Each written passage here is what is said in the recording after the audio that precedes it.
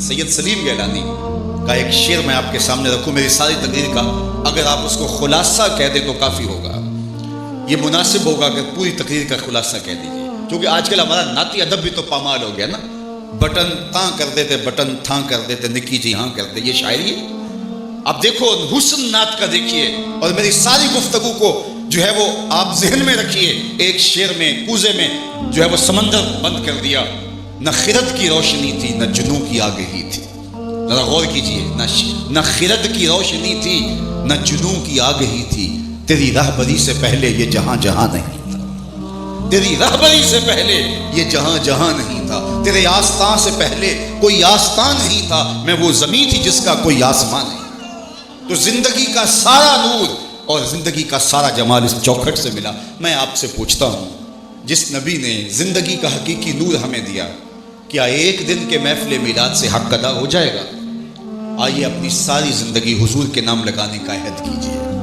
یہ میلاد کا لفظ تو عربی زبان کا ہے، اس کو اردو زبان میں تو یوم پیدائش کہتے ہیں، اور انگلش میں برتھ ڈے کہا جاتا ہے۔ کسی کی برتھ ڈے پہ جانے کا کبھی اتفاق ہوا ہو؟ پہلی بات تو یہ ہے کہ کسی کی برتھ ڈے پہ اگر آپ جاتے ہیں تو یوں ہی تو نہیں چلے جاتے جب تک وہ بلائے نہ۔ تو کیا آج حضور کے میلاد پہ بن بلائے آ گئے؟ کسی نے بلایا ہے تو آئے ہو نا۔ اور دوسری بات، جب کسی کی برتھ ڈے پہ جاتے ہو کبھی خالی ہاتھ گئے ہو؟ کہتے یار اس نے بلایا ہے تو پھر کوئی تحفہ بھی تو لے کے جانا چاہیے، اور تحفہ بھی اس کے مزاج کے مطابق لے کے جاتے ہو۔ بچہ ہے تو کھلونے لے جاتے ہو، بوڑھا ہے تو پھول لے جاتے ہو، کوئی پڑھا لکھا پروفیسر ہے ڈاکٹر ہے تو کتابیں لے جاتے ہو۔ کبھی ایسا ہوا ہے کہ کسی بوڑھے کی سالگرہ پہ گئے ہو اور اس کی برتھ ڈے پہ آپ کھلونے لے گئے ہو؟ کبھی ایسا ہوا؟ آپ کبھی ایسا نہیں کرتے۔ آپ دیکھتے ہیں کہ جس کی برتھ ڈے پہ جا رہا ہوں اس کا مزاج کیا ہے۔ تو حضور علیہ السلام کے میلاد پہ آئے ہو تو کوئی تحفہ حضور کو بھی پیش کرو، خالی ہاتھ نہ جانا، کوئی تحفہ پیش کرو، تحفہ بھی وہ پیش کرو جس سے حضور خوش ہوں۔ یہ درہم و دینار میرے حضور کو نہیں چاہیے۔ تو حضور کیسے خوش ہوں گے؟ حضور سے پوچھ لیجئے۔ تو وہ فرماتے ہیں وَجُعِلَتْ قُرَّةُ عَيْنِي فِي الصَّلَاةِ، نماز میری آنکھوں کی ٹھنڈک ہے۔ تو کیا آج کے اس میلاد کے اجتماع میں آپ عہد کر کے جاتے ہیں کہ آج کے بعد نماز نہیں چھوڑیں گے؟ انشاءاللہ اتنے زور سے کہو شیطان کا کلیجہ پھٹ جائے۔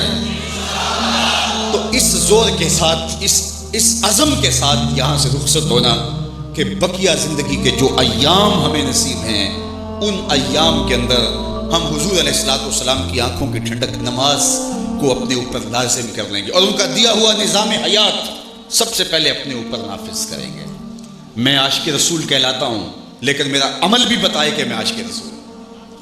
میرے سینے پہ حضور کے نام کا بیج لگا ہے اور میں دکان پہ بیٹھا ہوں، تو بازار سے گزرنے والے شخص کو یقین ہو جانا چاہیے کہ یہ 2 نمبر مال نہیں دے گا اس لیے کہ یہ عاشق رسول ہوتا ہے۔ اس لیے میرا عمل، میرا رویہ، میرا طرز زندگی گواہی دے کہ میں حضور کا غلام ہوتا ہوں۔ میرے حضور نے تو کسی سے وعدہ کیا کہ تیرے آنے تک یہاں کھڑا ہوا، وہ جا کے بھول جاتا ہے۔ حضور 3 دن تک کھڑے رہتے ہیں، 3 دن تک کھڑے رہتے ہیں، صرف قضائے حاجت کے لیے جاتے ہیں پھر آ جاتے ہیں۔ 3 دن کے بعد اچانک اس کا گزر ہوا تو دیکھا حضور کھڑے ہیں، تو یاد آیا یہ تو میرے سے وعدہ تھا، شرمندہ ہوا۔ لیکن میرے حضور نے صرف اتنا فرمایا، تو نے مجھے مشقت میں ڈال دیا، تو نے مجھے مشقت میں ڈال دیا، اور میں نے خود کسی سے وعدہ کیا ہو کہ فلاں وقت میرے پاس آ جانا، اور وہ دروازے پر آ کے بیل دے، اور میں اندر سے کہوں کہ بیٹے کو بھیجوں کہ اس کو کہو کہ ابو گھر نہیں ہیں، تو پھر صاحب میں عاشق رسول نہیں ہوتا، میں کچھ اور ہوتا ہوں۔